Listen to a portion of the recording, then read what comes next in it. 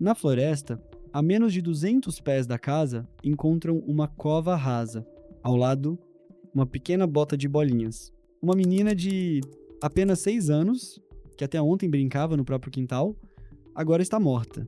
Mas isso não é a única coisa que choca os investigadores. No mesmo dia, literalmente poucos minutos depois, o corpo de um homem é encontrado na varanda dos fundos de uma casa próxima. Ele está morto, com a garganta cortada, e a pergunta que fica no ar: essas duas mortes estão conectadas? Como uma criança conseguiu desaparecer em plena luz do dia de um quintal, onde a mãe podia vê-la o tempo inteiro, com vizinhos por todos os lados, e ninguém percebeu nada? Quem levou aquela menina? E por quê? E o mais assustador, a resposta talvez estivesse mais perto do que qualquer pessoa poderia imaginar. Essa é a história de Faye Marie Swetlick. Pessoal, vou interromper rapidinho por um instante. Eu tenho muita curiosidade de saber de onde vocês estão assistindo esse vídeo. Então me contem nos comentários de qual cidade vocês estão vendo essa história e que horas são aí agora. Obrigado pela companhia, escrevam aqui embaixo e eu já vou continuar. Pouco antes das 3 da tarde, Faye Marie Swetlick, de apenas 6 anos, desceu do ônibus escolar da Springdale Elementary School. Ela encontrou a mãe, Selena, e as duas fizeram juntas o curto caminho até casa, conversando sobre como tinha sido o dia. Faye era descrita como uma criança inteligente, alegre e cheia de vida, com uma energia que parecia não acabar nunca.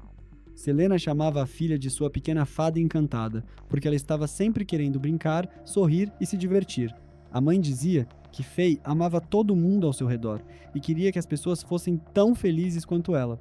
Segundo Selena, a filha tinha o hábito de elogiar até desconhecidos que encontrava pelo caminho. Era impossível sair com ela sem que parasse 3 ou 4 pessoas diferentes só para fazer um elogio, fosse sobre o cabelo ou sobre como uma cor combinava com elas, e ela sempre queria fazer novos amigos. Quando chegaram em casa, Faye fez um lanche rápido antes de sair para brincar no quintal, algo que fazia com frequência e que os vizinhos confirmavam ver quase todos os dias. Selena olhava para fora o tempo inteiro, mantendo a filha sob supervisão. Nada parecia fora do normal. Um dos vizinhos contou que viu Faye correndo na direção da cerca compartilhada com a Napa Auto Parts em algum momento entre 3h30 e 4 da tarde. Por volta das 3h45, Selena olhou novamente para o quintal, mas Faye já não estava mais lá. Depois de correr pela vizinhança, ligar para conhecidos e procurar desesperadamente pela área, às 5 da tarde, Selena fez a ligação para o 911. Right, and tell me exactly what's happening. I can't. We can't find my daughter. She was playing outside, and now I can't find her. I have Okay, how old is she? around her. She is 6. She's going to be 7 in June. All right. I'm going to stay on the line with you, but I'm going to get KCPD on the line too, but I'm going to stay on the line, so don't hang up, okay? Okay. Okay, ma'am. All right, ma'am. You're on the phone with Casey. Go ahead. Yes, ma'am. Can you tell me what your son's name is? My daughter's name is Faye Swetlick. Faye. Hold on. All right. What was the first name again? Faye. Faye, Faye? Yes, ma'am. Okay, and what's her last name? Swetlick. Spell that for me. Swetlik. Okay, and what was she wearing? She was wearing polka dotted rain boots, a flowered skirt, Okay. and And a what kind of shirt? black T-shirt that has a neon design on it. And how long has she been gone? Last I saw her was probably about an hour ago. How tall is she? She's 3'10". 3 foot? How much does she weigh? 65 pounds. All right. You last saw her in the front yard. You didn't see which way she went or anything like that? No, she was just right in front of my front porch. Poucos minutos depois, a polícia chegou à casa, e por volta das 5h30 da tarde, já havia cerca de 50 socorristas no local. Tudo aconteceu muito rápido, e às 6 da tarde, o Federal Bureau of Investigation também entrou oficialmente no caso. A comunidade inteira começou a se mobilizar. Todo mundo queria ajudar nas buscas, mas a polícia pediu que os voluntários se afastassem e deixassem o trabalho nas mãos dos profissionais. Pouco depois, Chad Swetlick, pai de Faye, foi informado sobre o desaparecimento da filha. Agentes do FBI foram até a casa dele para fazer uma busca completa, mas Faye não estava lá. E os registros telefônicos mais tarde confirmaram que Chad estava em casa no momento em que a menina desapareceu. Enquanto isso, os policiais já começavam a bater de porta em porta, pedindo que moradores com câmeras de segurança entrassem em contato e entregassem as gravações. Comes to checking on those home security cameras, that's something that we're already doing. Certainly we'll be going, continue to go door to door and then even revisit some of these doors a second time. Ashley Hunter, a spokesperson for the city of Casey, asked that the community continue to share recordings with law enforcement. People in the community, in the Churchill Heights community, if you have home security systems, Ring, Wise Video, anything like that, talk with our investigators and let them reach out and obtain some of that video. O FBI disponibilizou um helicóptero para as buscas, e equipes com cães farejadores também foram acionadas. Mesmo assim, o chefe do Department of Public Safety, Byron Snellgrove, declarou naquele momento que ainda não havia provas suficientes para tratar o caso como um sequestro, e que o desaparecimento de Faye não atendia aos critérios necessários para emitir um Amber Alert. Às 7 da manhã do dia seguinte, uma linha direta foi criada para receber informações. Em poucas horas, quase 300 denúncias chegaram à polícia. Os investigadores verificaram cada pista, mas nenhuma levou até Faye. Mais de 250 policiais e agentes de diferentes departamentos, espalhados por várias regiões do país, já participavam das buscas. No bairro de Churchill Heights, barreiras policiais foram montadas. Todos os carros que entravam ou saíam da área eram parados e revistados. Já fazia quase 24 horas desde que Selena ligou para o 911. Uma coletiva de imprensa foi realizada para divulgar mais detalhes do caso. We've all been gathered here for one thing today, and that's to find Faye. The last time Faye was seen, she was wearing a black shirt with the word peace across the front of it. The photos that you have, her hair's a little bit longer than it is today. We're trying to get pictures of that, but it's been cut to about shoulder length or just above. Faye's parents are anxiously awaiting her return. What we would like to ask is that you hold on to a phone number, 803-205-4444. And we specifically asked that the residents of Churchill Heights here in Casey who have cameras such as surveillance cameras around their houses, doorbell cameras, Ring doorbell cameras, anything like that, anything that records, and have any type of recording on their devices between the time of 2 and 5 p.m. yesterday, please call us at that number. Let us know that you have that recording. We'll come get it, look at it, and it may be key in us proceeding with this case. Now again, we're here for one reason. We're here to find Faye. As autoridades ainda não sabiam se Faye simplesmente tinha saído de casa, se perdido ou sofrido algum acidente, ou se havia sido sequestrada. Mas naquele momento, parecia cada vez menos provável que uma criança de apenas 6 anos tivesse desaparecido sozinha. Os investigadores divulgaram imagens do ônibus escolar para mostrar exatamente o que Faye estava usando naquele dia, na esperança de conseguir novas pistas. Ela vestia botas de borracha de bolinhas e uma camiseta preta com a palavra Peace. Durante as buscas intensivas, a polícia interrogou várias pessoas, incluindo Selena, o companheiro dela, Carter, e o pai de Faye, Chad. Nessa fase da investigação, os agentes afirmavam que ninguém estava descartado. Um dos detetives chegou a dizer que ainda não existiam suspeitos claros, mas, com o avanço das buscas, os familiares de Faye foram eliminados da investigação após buscas nas residências, análise de registros telefônicos e verificação dos álibis. No dia 12 de fevereiro, a polícia divulgou imagens de 2 veículos que tinham sido vistos deixando a região onde Faye morava, aproximadamente no horário em que ela desapareceu. Mas os motoristas foram rapidamente identificados e também descartados como suspeitos. A investigação parecia ter voltado ao ponto zero. Nenhum sinal de Faye, nenhuma pista concreta sobre onde ela poderia estar. Na manhã de quinta-feira, 13 de fevereiro, aconteceria a coleta de lixo do bairro. Os policiais precisavam agir rápido e fazer uma última busca antes que qualquer possível evidência desaparecesse nos caminhões de lixo. Durante a inspeção das lixeiras próximas às casas de Piccadilly Square, os investigadores encontraram algo perto da residência número 602, e literalmente no último instante. Eles descreveram aquilo como uma evidência crítica para o caso, mas se recusaram a revelar imediatamente o que era. Seja lá o que tinham encontrado, aquilo levou os agentes de volta para a área de mata. Depois de uma rápida reorganização das equipes e da definição de uma nova área de busca, o caso de Faye Swetlick terminou de forma trágica menos de meia hora depois. Byron Snellgrove fazia outra varredura pela região arborizada quando encontrou o corpo de Faye em uma cova rasa a menos de 200 pés da própria casa dela.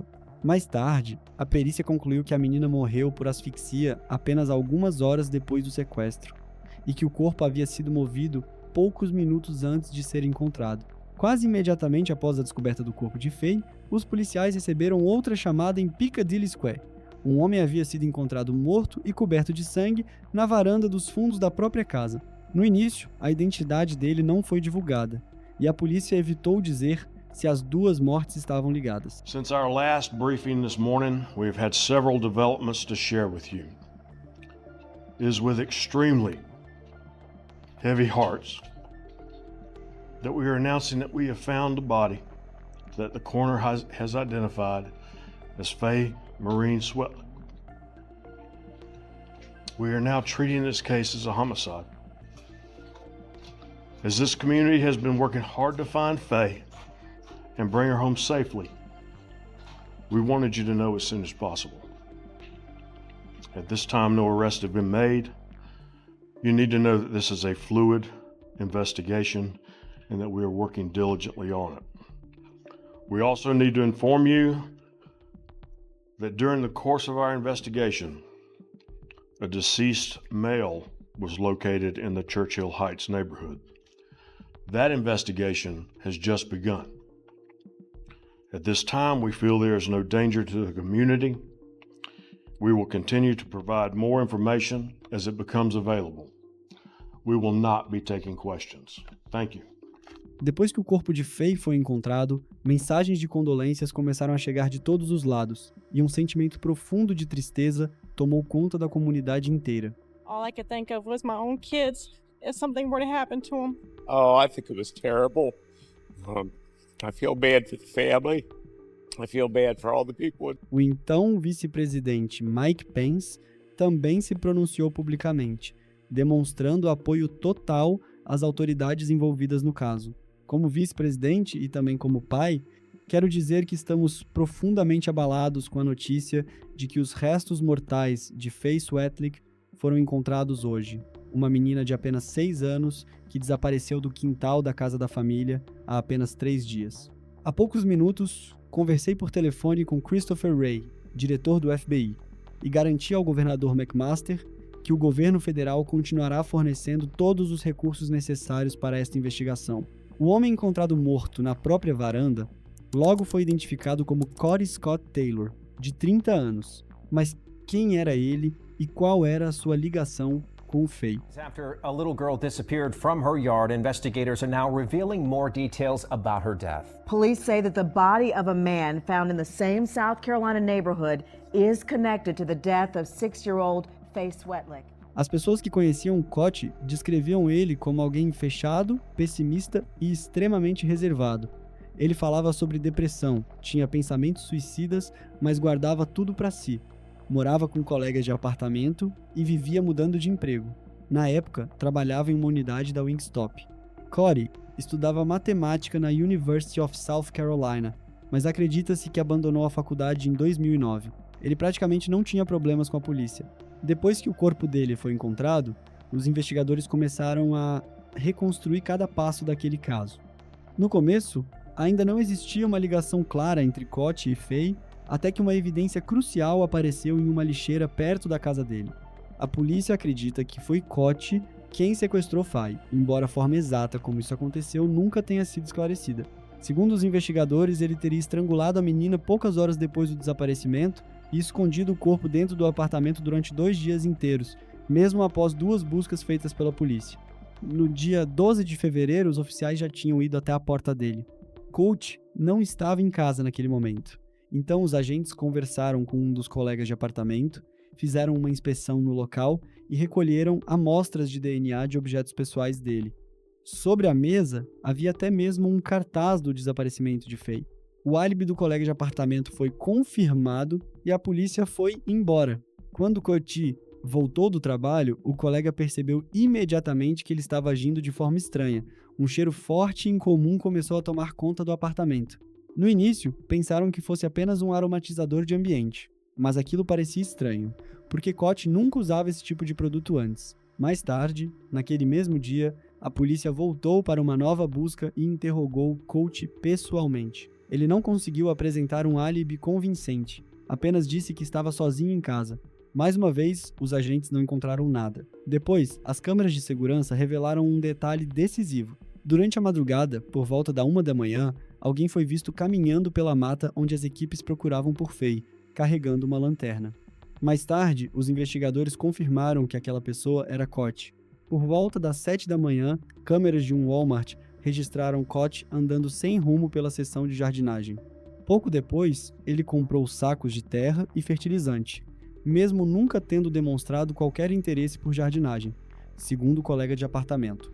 Depois disso, Coty chamou um Lyft. O motorista lembraria mais tarde que ele parecia extremamente estranho e evitava responder até perguntas simples, criando uma sensação constante de desconforto durante a viagem. Enquanto passavam pela região, eles cruzaram com viaturas policiais e equipes de jornalistas que ainda procuravam por Faye. O motorista perguntou se ele conhecia a menina, e Coty respondeu: "Eu não conheço ela. Nunca vi essa garota antes."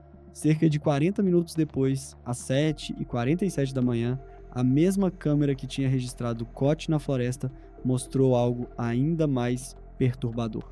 A polícia descobriu que ele carregava um dos sacos de terra comprados no Walmart direto para a área de mata onde enterraria Faye.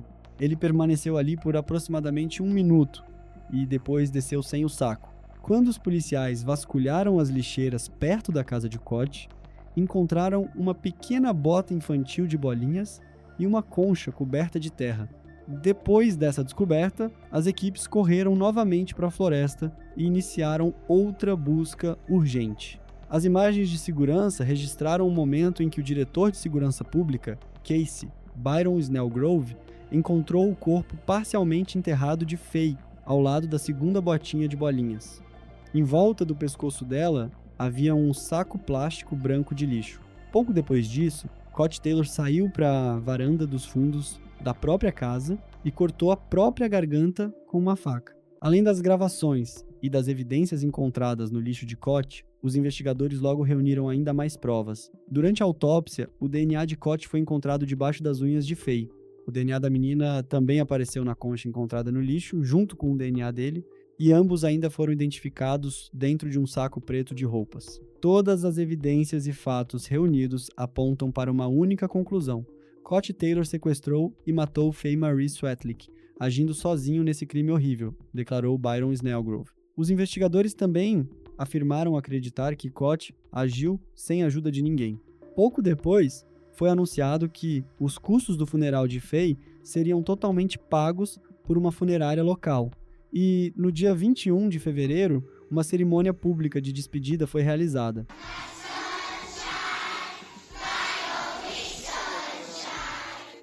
That was Faye Swetlick's favorite song, and it was a somber night for the city of Casey as the community said goodbye to the 6-year-old who captured the hearts of so many. Trinity Baptist Church opened its doors to hundreds who came to pay their respects to Faye. And before the service tonight, people lined the streets for this procession from her home in the Churchill Heights neighborhood to the church. This colorful tow truck carried Faye, her mother, and her pink bicycle to the service. David Bates is the owner of Diligent Towing in Lexington. He's also a neighbor and friend of Faye Swetlick's family. So he reached out to Faye's family and asked how he could help. He offered up his pink tow truck to escort Faye's mother and her ashes to Trinity Baptist Church for her memorial service. The community's come together 100%. I mean, we're all blessed to be a part of this. The pink truck towing Faye's bicycle on the back joined dozens of motorcycles and tow trucks for the 2-mile procession to the church. One by one, motorcycles and trucks pulled into the church, greeted by hundreds more, there to show their respect for the little girl who made a big impact during her short time here on Earth. Faye will be somebody that we remember for the rest of our lives. Centenas de pessoas apareceram para se despedir de Faye, incluindo policiais, socorristas e voluntários que participaram das buscas. Muitos estavam vestidos de rosa e roxo, as cores favoritas dela. Como Selena costumava dizer, quanto mais brilho, melhor. Faye adorava receber cartas e escrever pequenos bilhetes. Por isso, durante a cerimônia, foram deixados cadernos onde qualquer pessoa podia escrever algumas palavras ou fazer desenhos com canetas coloridas. Levou quase um ano até que as autoridades oficialmente encerrassem o caso. É impossível saber exatamente o que aconteceu naquele dia e por que aconteceu. A polícia confirmou que todas as evidências apontavam para a mesma direção, mas, infelizmente, ainda existem muitas perguntas que talvez nunca sejam respondidas. O motivo do crime jamais foi descoberto, e provavelmente nunca será. Scott não deixou nenhuma carta de despedida, nenhuma mensagem, nada que pudesse explicar suas ações. Diversas agências tentaram acessar os dados do celular dele, mas sem sucesso. Nenhuma prova relevante foi encontrada nos dispositivos. Também não havia evidências no computador de Scott. Embora a polícia de Casey tenha concluído oficialmente sua parte da investigação, o Federal Bureau of Investigation continuou trabalhando no caso, assim como a South Carolina Law Enforcement Division.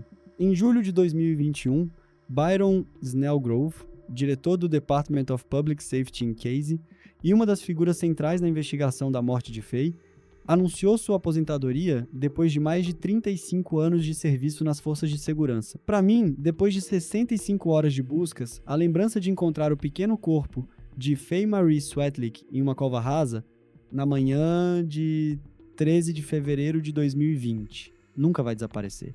Esse caso trágico afetou profundamente os oficiais que participaram das buscas por Faye. E mesmo quase um ano depois, eles ainda não conseguiam esquecer o que aconteceu.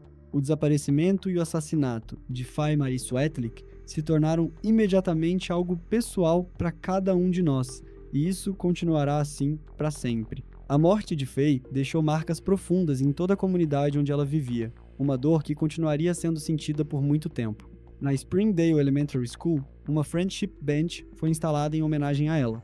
Se alguma criança sentir que não tem ninguém para brincar, pode ir sentar no Friendship Bench.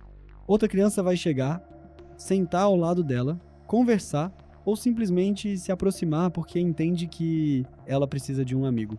Crianças têm essa sensibilidade incrível e então elas podem ir brincar juntas. Em seu discurso de despedida, Selena pediu que as pessoas continuassem honrando a memória de Faye através do amor. Aquilo que ela chamou de a magia mais importante de todas. Ela pediu que todos tentassem ser um pouco mais como Faye, mais gentis, mais humanos, fazer elogios para desconhecidos, dançar na chuva, parar por um instante para sentir o perfume das flores e simplesmente espalhar um pouco mais de amor para cada pessoa que cruzar o seu caminho.